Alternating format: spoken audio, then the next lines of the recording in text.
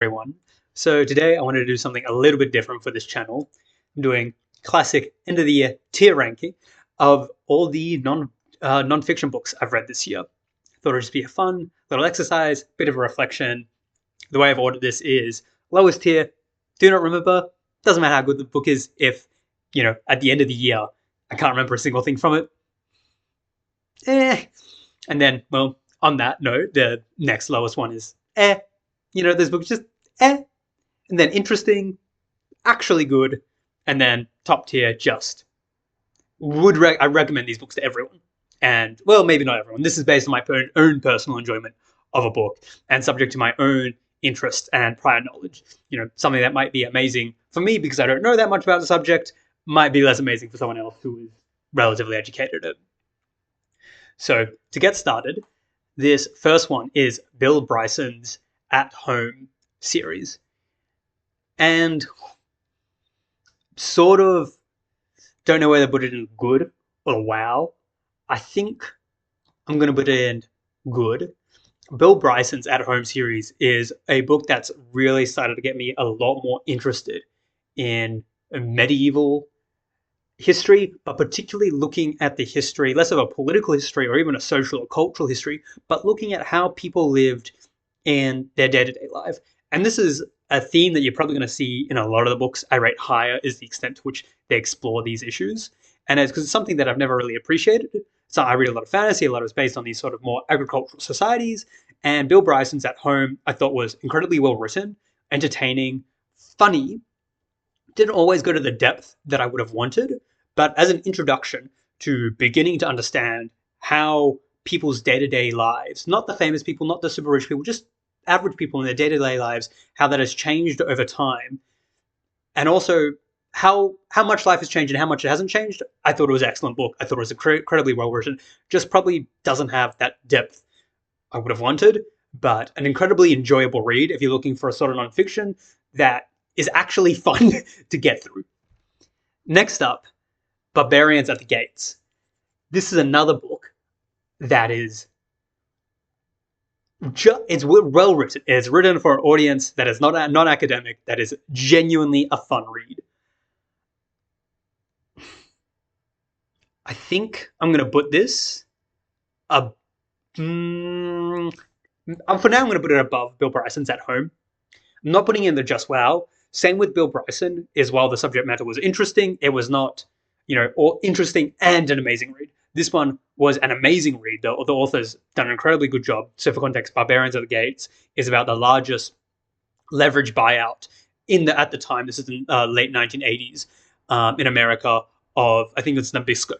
And it just really shows the personalities and what was going on in the business environment in America at the time. But at the same time, it's very much a micro-narrative. It's a biography of this event. And so it doesn't have that more macro level narrative and story. But for that micro level event and for basically a biography of this buyout and making you appreciate the different politics, the personalities, and sort of some of the underlying themes that are coming through when it comes to sort of these professional services firms and how they're really just in it for the fees. I mean, not just in it for the fees, but the fees, whatever happens, they always win. And looking into this wealth of private equity and appreciating not as some evil industry that's over there or these people as just evil caricatures, but as full human beings. And sometimes, they're a bit of a dick, and sometimes they're wrong, and sometimes they're right, and sometimes they're just stupid. And it's a highly entertaining read. And if you're interested in business and the history of business, and you just sort of want to get a more realistic view about what is happening behind the scenes, I don't know how applicable it is today, 40 years on from the event itself, but in some ways, I think parts of this book will be forever useful. And I think for anyone interested in economics or finance from a historical perspective, this is a must read, because I feel too often those books are purely from a bird's eye view. And this, much more at the coalface, really seeing what is happening at the ground while these more macro events are happening. Next one, the Cambridge Economic History of Australia. This book has my favorite graphs and I'd say it has my favorite graphs and charts. This is a book I want a physical copy of just to have in reference. The actual writing itself is not great. Ian McLean's Why Australia Prospered, I would recommend both above that. What that one is both way more entertaining, and there's a certain trade-off between entertaining and information and accuracy. And I would say Ian McLean's book has a very advantageous trade-off in that sense. Like, yes, there's less information in that book than this one, but the entertainment value is so significantly higher. And just the way this book was written, it is, I can remember stuff from it. I read this very close to the beginning of the year, but it makes it hard to retain the information completely. And I might even put it in the air category when I really reflect on how much individually I learned from this book. Whereas Ian McLean's I read 2 years ago, and I'm sure I could not quote passages, but I remember the very clear narratives in that book while it retains the accuracy. So I might even put it down to air, I think is what I'm leaning towards. But if you're really into Australian economic history and you've already done the standards, I do think this is a must read. I think it goes into a level of depth that other books don't. It's a very academic book, but certainly not for a first-time pickup and not for a casual audience. This next one, China in 10 Words, I would say interesting book. If my first word that comes to mind is interesting, I'm going to have to put it in the interesting category. This was an entertaining read. It was very well written, and it was a very, I might even put it up to good the more I think about it. It was very well written, and it was a very unique perspective. At least what I got out of it was a unique perspective into the Cultural Revolution of China. I would not recommend this. I would actually recommend this as a first pickup if you're looking to learn more about Cultural Revolution and Chinese history. It's from the perspective of someone who's just talking about their experiences, and they're like just an average person. Nothing particularly special happened to them during the Cultural Revolution, neither bad nor good, but it just gives you this real appreciation for how crazy things were. And so, yeah, well written, interesting, biographical. I'm going to put it just below At Home, Bill Bryson's At Home. I think it is a highly entertaining read and just gives that unique perspective. Next book. Now, this is one of the very short books I read. This is a Lowy Institute one. It was maybe 80 pages, and even then, it's a small book. This is a book you could read in 2 hours. The Embarrassed Colonialist. And I'm going to put this at the top of good. There's another Lowy Institute book here, and these books just have an incredible high marginal, you just get so much from them in such short pages.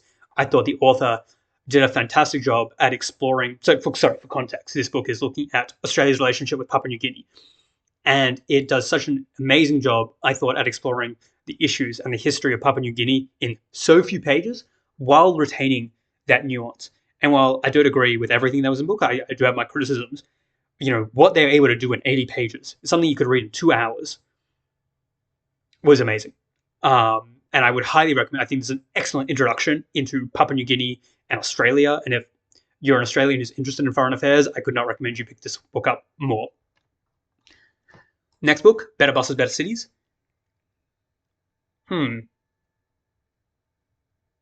God, it looks like I had a pretty good reading year.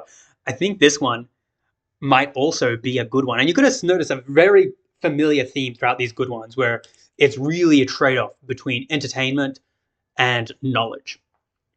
And, you're sort of getting into good if you're very high in one or the other.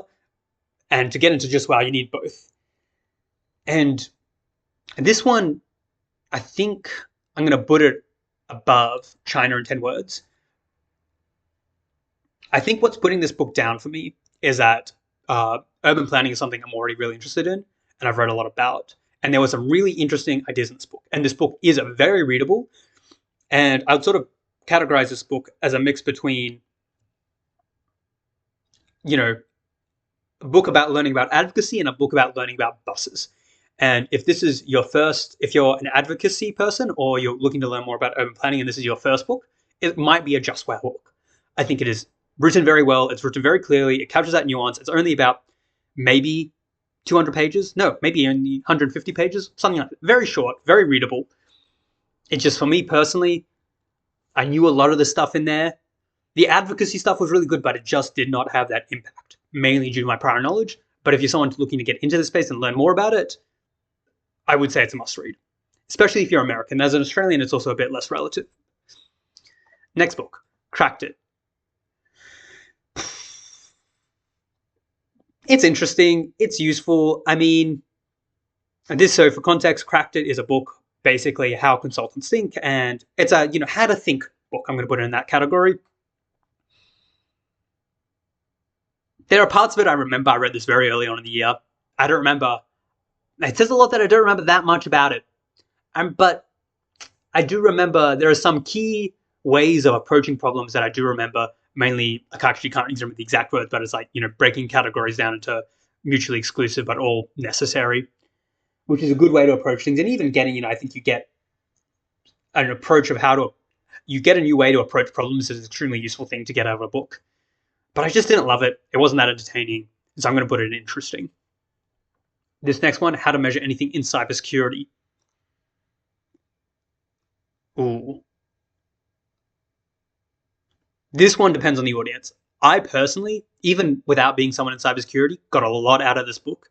But I'm a numbers and statistics person, and the way it gives you the new tools in which to approach problems and to analyze things is amazing.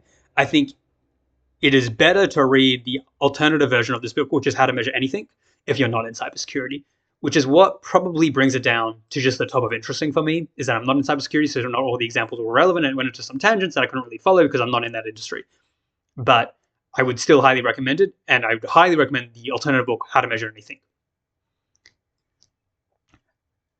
The Asian financial crisis, 1995 to 1998. Cool.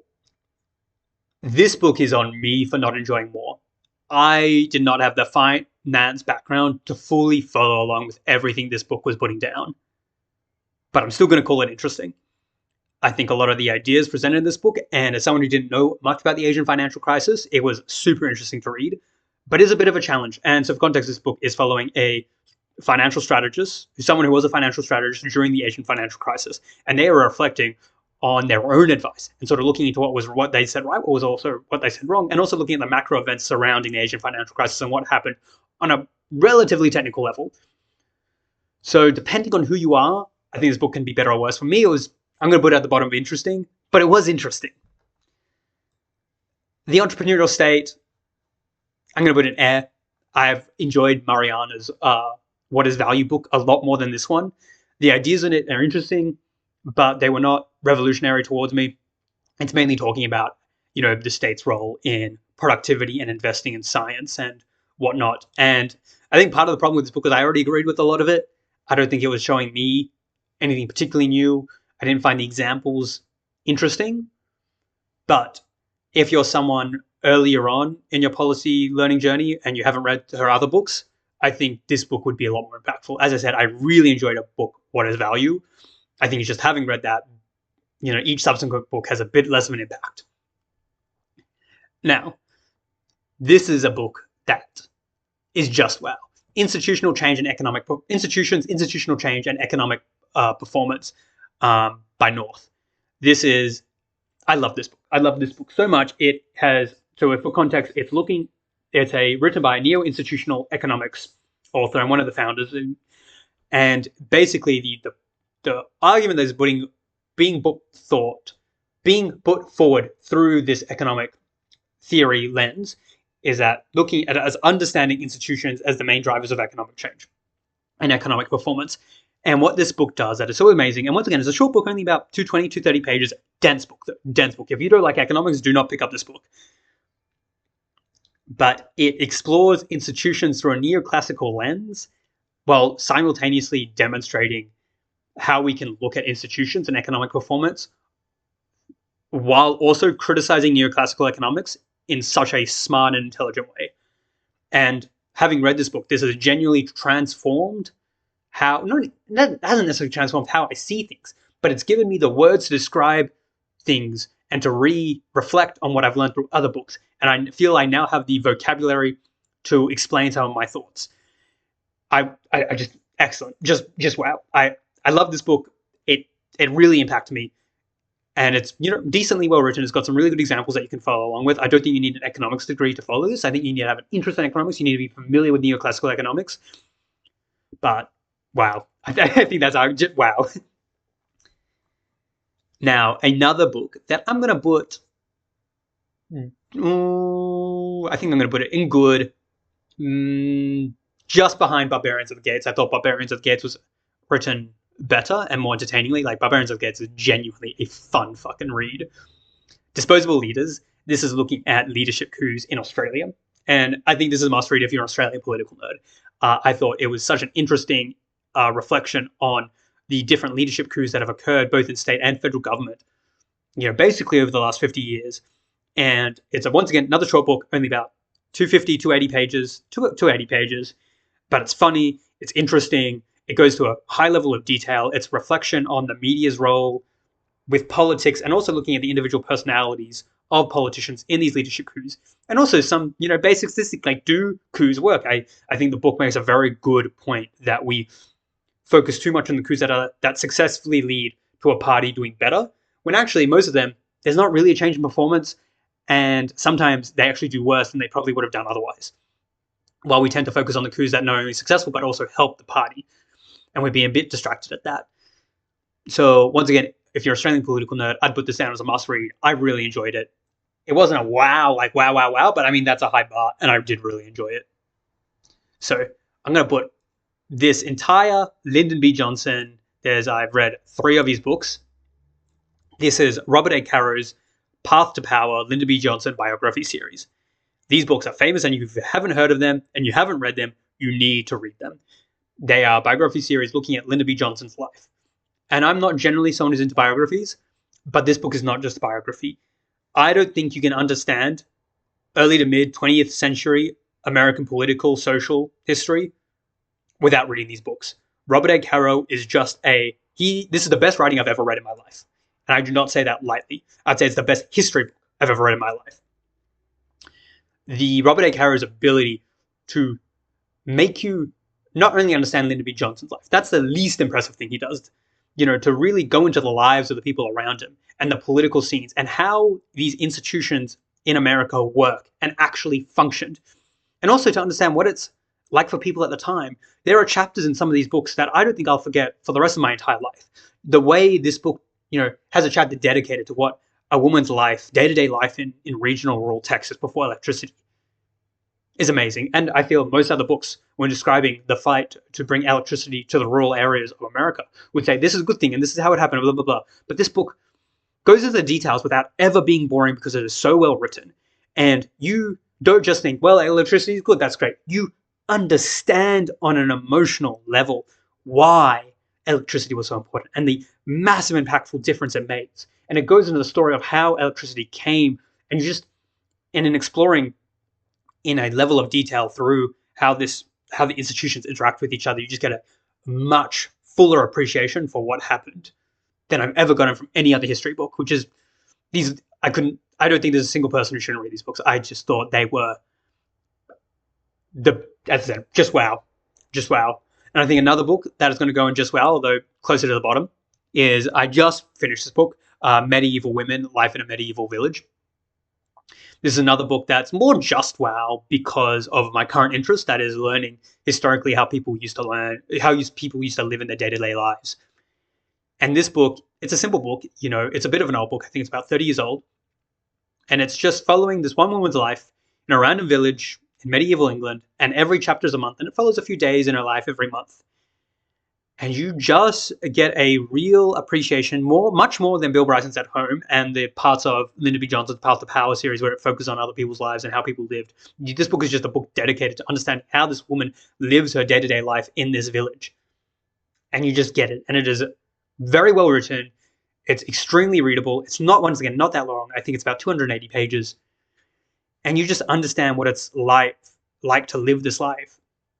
And I've never felt more appreciative of living in the modern world. And I don't think without reading a book like this, you can get it. And even if you know intellectually that electricity didn't exist, and you didn't have this, and you didn't have this, and you had this, and this is how things work, having this more biographical first-person narrative really helps you emotionally understand in a way that I don't think you can get from just having that bird's eye view. So 100% recommend. I think any history buff needs to read this book or something like it, just to get that day-to-day appreciation for what life was like for most people throughout most of history. Wow, this has been a really good year. Another, is this the top of, I'm going to put this book in the top of good. There are some things I didn't like in this book. Our Political Nature. This is a book I read that really did change, once again, gave me a new lens in which to view the world, which is why I've placed it so highly. It's looking at the psychological dispositions of conservatism, and I'd argue much more conservatism and liberalism, but conservatism and liberalism. And looking at it not through, well, they support X policy or this policy, but looking at how people look at the world and the lens in which people view it and how that leads them to be conservative or liberal. There's a lot of evolutionary psychology in this book, and I think it's well supported in the narrative. I'm generally just, the reason it's just not in Just Wow is that I always struggle with evolutionary psychology. I don't like it. I think you can almost argue anything, and I think the evidence presented in this book is compelling, but I'm not a fan of evolutionary psychology. I'm always very nervous around it, but I don't think that makes a difference to what is presented in the book. And I just thought it was written so well, and it's so readable, and it is so easy to remember because it is so well written. And I just think it gave me a new lens in which to understand the world around me. And I think just for giving me such a new lens in which to understand, I have to put in Just Wow. And I think it's just such an interesting lens that, while it's sort of similar to institutional change, although to a much lesser degree, it has given me the dictionary in which to understand thoughts I previously had. So, this next book, this is an American monetary and fiscal history of, I think it's 1964 to 2023. I'm going to put it just below How to Measure Anything in Cybersecurity under the interesting category. I don't think this is the best written book in the world. I don't think it's the worst written book in the world. I think it is, it's not a fully dry book, but it doesn't have a real narrative you can catch to. It is, I think, a really good book to get a broad understanding of the last 50 years of American fiscal and monetary history. And it's really just a book about, it doesn't go into too much depth, but it goes into more depth than you would otherwise get just not knowing that much. I think it's a fantastic introduction to the last 50, 60 years. And so there's a lot of value in that. So I'd recommend it, but it's not a super engaging read. And the author can sometimes be a bit annoying, but I still did get a lot out of it, and I think it's interesting. And that's why it's in the interesting category. Outlive, I'm going to put it above Better Buses, Better Cities. This was my only health-focused book. It's made me reevaluate parts of my health journey and made me take my health a lot more seriously. And so for that, it's, pretty good. I think it's very well written. I think it's highly readable. It's engaging. And I think the ideas of it are, decently well supported. But I don't really have that much to say about it. But I enjoyed it, and it was good. Neither Civil Nor Servant. This is a book following. It is I can't remember. I think it's a biography series on basically the guy responsible for much of the early and mid foreign direct investment that Singapore received. Depending on who you are, I think you'll get more or less out of this book. I'm going to put it in very high good. In fact, I'm going to put it at the top of good. It is a story that is told incredibly well. This is an incredibly fun book to read. I think it is as far as nonfiction goes, it is a page turner. And the creativity that is demonstrated through this guy as he, fixes problems and addresses problems, and how he goes about approaching problems, the creativity and practicalness is really cool to read about. And it's really fun. And as a public, someone who works in public service and interesting policy, I thought it was a very useful book to read. I think I would highly recommend this to anyone interested in policy. It's just a very different perspective coming from Singapore as well. So yeah, top of good, pretty good book. The Decadent Society. I think this one is going to go in the Do Not Remember. I read this very early into the year. And while I remember liking the last third of this book, and I remember I enjoyed it because it was talking about, the increase in pairing and basically the effective segregation based on socioeconomic status that is occurring in America and in the wider Western world. I thought that was a very interesting point it made. But that's about the only thing I remember from this book. I remember at the time not being particularly impressed by the vast majority of it. If it's one of those books that, is stringing together journal articles and other research to make a point about today, which I'm increasingly not that interested in reading. I'm much more interested in reading books that address different ways of thinking, specific historical events or accounts or to learn about a specific area rather than sort of stringing along. So yeah, don't remember that much about it. Wouldn't highly recommend it. The Color of Law, another, better than, I think this is better than Neither Civil Nor Servant. I think it is more, at least I found it more impactful and more important to read. This is a history of the federal, specifically the federal government, America's role in segregation in the United States post World War I and post World War II. I think for any law student, this is an incredibly important book to read. For anyone who has a general narrative of history, that things have only gotten better over time, it's an important book to read. And those who believe in the power of government to do things, it's an incredibly important book to read. This doesn't argue that government can't do good things. It's not a libertarian book. But I do think it is important to read these instances where the prejudices of those in government have only exaggerated a problem. And so it's a history of, once again, the federal government's role in increasing segregation over periods of time. And it's also such an important book looking at the history of housing for African Americans that I'd previously not been exposed to.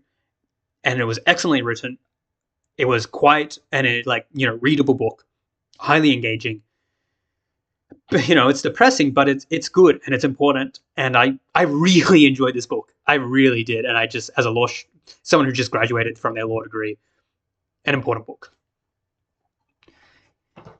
This has been a really good year because I'm going to put Invisible Women. I might put it in the wow category. No.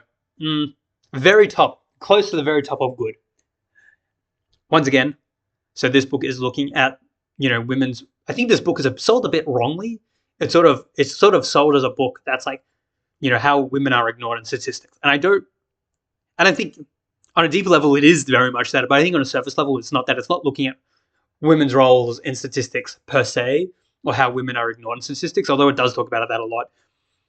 It's just, if you're someone who's interested in data, and especially the data and policy making, or women, I think those are people that would especially find this book interesting. I'm struggling to think of the words to describe this book. I got a lot out of it. It made me understand how much work there is to be done and how many problems there are still. And if I think from my framework of understanding the world, the thing that I took away from the book the most was understanding the extent to that women are not represented in the data that is used in decision making, and whether that be on the pure statistics or the simple fact they're not in the room when the decision is being made, and therefore their views are not represented and their life experience. But I do think this is a must read. And it was very readable, very good. Just, you got to. Speaking of very good books, The Great Leveler, History of Inequality in the World. I'm going to put this in the Just Wow.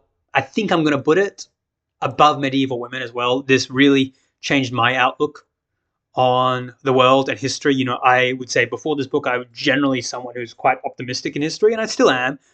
But this book gave me a real appreciation for how shit things were for like 90% of human history and how they did not necessarily get better over time.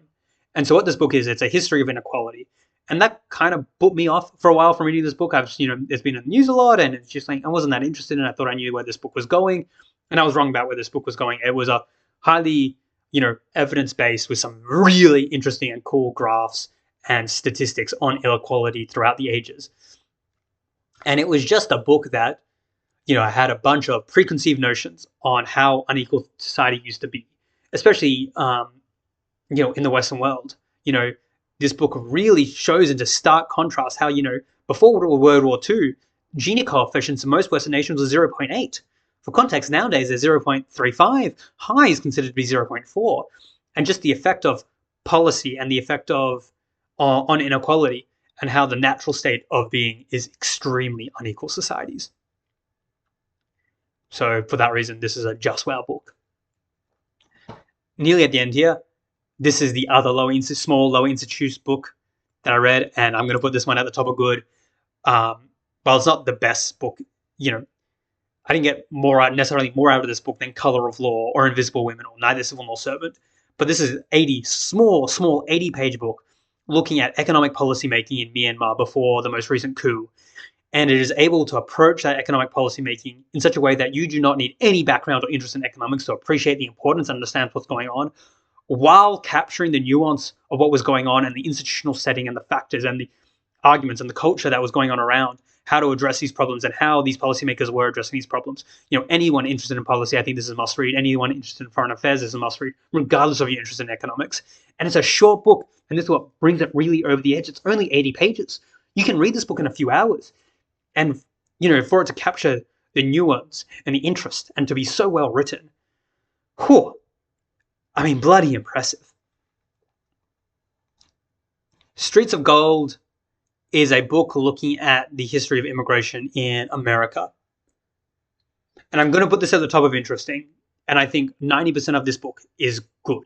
I think it's very well written. The research it's based on is incredibly interesting. I went and read the journal articles after reading the book. It's super cool. So basically it's using massive longitudinal data through the use of surnames and other statistical databases to look at immigration in the States over the last 100 years and basically where their descendants ended up, and statistically looking at like how successful they were, and in the modern day, and the way people are talking about immigration, getting the numbers and looking at, does immigration work and what happened. And this book was a page turner. I thought it was well written, and I thought the evidence it was using was incredibly strong. But the reason I'm knocking it down is, while the author's arguments I do agree with and they have very compelling evidence, there are times in the book, and having read their original research while reading this book, where they imply certain things, and they never lie, but they imply certain things and they just don't have, like, they've done the evidence on 1910 to 1940, and they'll imply something about immigration in the 1970s, which they have done also research on, but not the same research that was done in 1910 to 1940. And they'll sort of imply something to be the case when they don't actually have the evidence for it. And they never, and I found that there was only a few places where that happened, but I wasn't impressed by that. But other than that, if you're interested in immigration, highly read it. Strong statistical, administrative data, evidence, and just a good read. And I read this book this was probably the first book I read this year, and I still remember it. So I think that's a strong statement. The Technology Trap.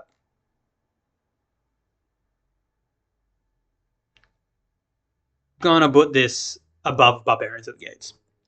This is a book looking at the history of the development of technology. And I don't like the title. I think the title gives a bad idea of what it's about. I think it sort of presents it as having this really anti-tech argument, which it doesn't have. It's just, a lot of economists talk about productivity goes alongside wages, which historically it has, at least in modern history, and to some degree level it goes into. But this book, really looks into